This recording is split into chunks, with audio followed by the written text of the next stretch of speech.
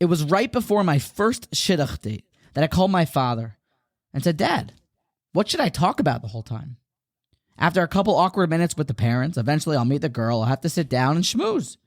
What should I talk about? And I've been coached, go through FISH. That's the acronym they tell you to talk about family, Israel, seminary, and then whatever H stands for I can never remember. But my dad, who has a weight with words, has very good practical and actionable advice. Real good dadisms, like eye on the ball, champ, that type of stuff. He taught me and told me people love to tell their stories and talk about themselves, male or female. So be a good listener. Provoke with questions and then listen with a good ear. And the other person will leave saying, I had a great time. And I kept this advice with me throughout my life. It's really brilliant advice.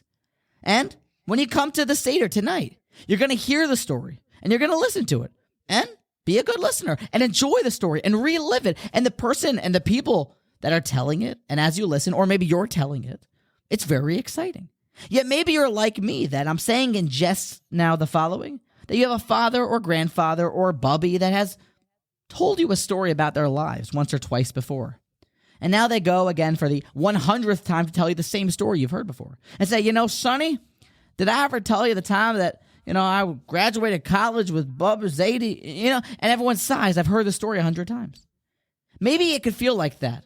I know that at times, halfway through Magid, I start to fizzle out without the same attention. Remember that you have never heard the story before. Let me explain. Rabbi Yerucham tells us that the ultimate Achilles heel for our education and our learning and our steiging is that we rely on how we had learned something when we were 2 or 3 or even in kindergarten. We heard it the first time, water split, everyone lived happily ever after. We never relearn things as adults. Your brain reverts back to, I know that already.